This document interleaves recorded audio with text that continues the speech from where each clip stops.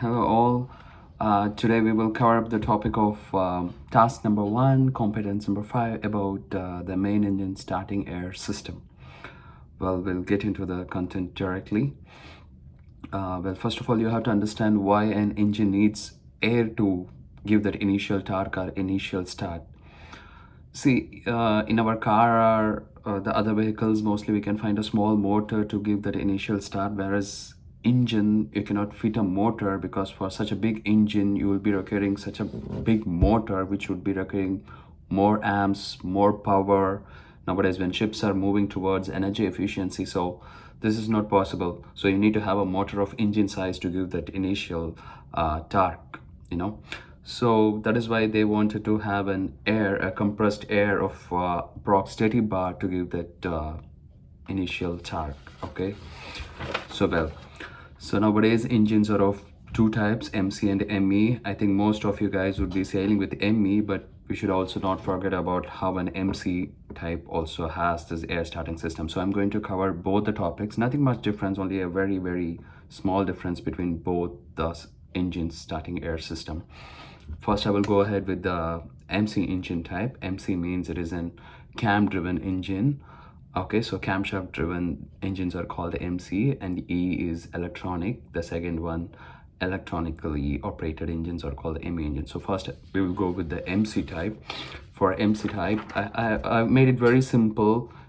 We don't have to get complicated. You just understand this is enough as a ETO cadet to understand the basic. I don't want to give too much detailed technical knowledge. I'm going to say it in a very layman term, so I suppose it would be helpful for you guys.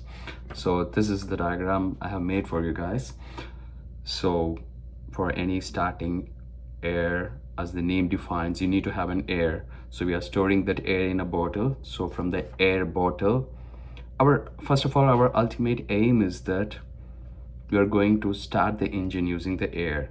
So from the air bottle, it needs to reach the engine. Okay, from the bottle to the individual cylinder unit, that is the engine.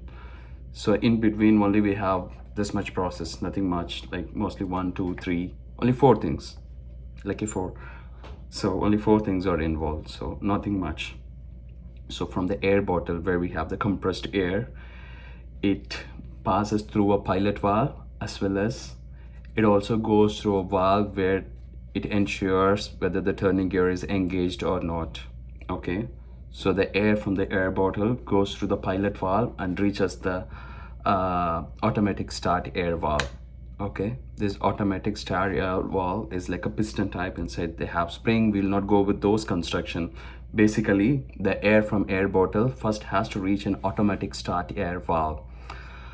So to reach the automatic start air valve, they have 2 hurdles. The first hurdle is pilot valve, consider this way. The second hurdle is turning gear interlock valve. So through the pilot valve, one line, the air through this line has to reach the automatic start air valve. And the second one through this turning gear interlock, because with engine engaged with turning gear, you cannot start it, it will damage. So we need to disengage. So the starting air system needs to ensure whether the turning gear is disengaged. So once, if it confirms that turning gear is disengaged, then the air through this line will pass through the automatic start air valve. So now 2 lines are there from the air bottle reaching the starting automatic start air valve. Here, as the name pilot, I have put it on the top. Why? Because since there will be, it is like almost like cylinder, yeah, that valve will be like this. So pilot air will be acting from here, which will push like this. Yeah, I know this will help, but still my own way of telling this. So this has to push, and as it pushes, the air from this one will go and pass. Okay, simple. And after that, pilot valve will close, but will not go through this. Just understand this thing. From the air bottle, initially the air has to reach the automatic start air valve, and to reach this automatic start air valve, it has to pass through these 2 hurdles. After passing through these 2 hurdles, the air from the automatic air start valve will reach air distributor and cylinder individual unit, like number 1 unit, number 2 unit, number 3 unit, number 4 unit. Okay, it will reach there, but it will not push it.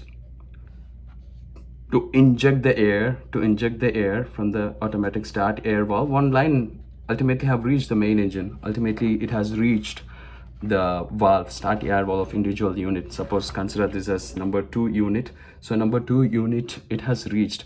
Only thing is now air has to be injected. To inject that, the other line will be going through this air distributor. Air distributor is a cam driven. The air distributor, for example, if you have 6 units, it will be having 6 small valves.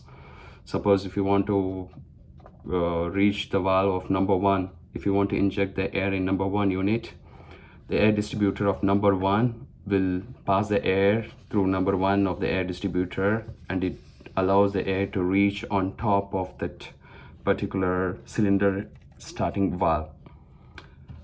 The thing is, air from here go to start automatic start valve, and automatic start air valve, it reaches the unit, but from the unit it has to get injected in the engine. To get it injected,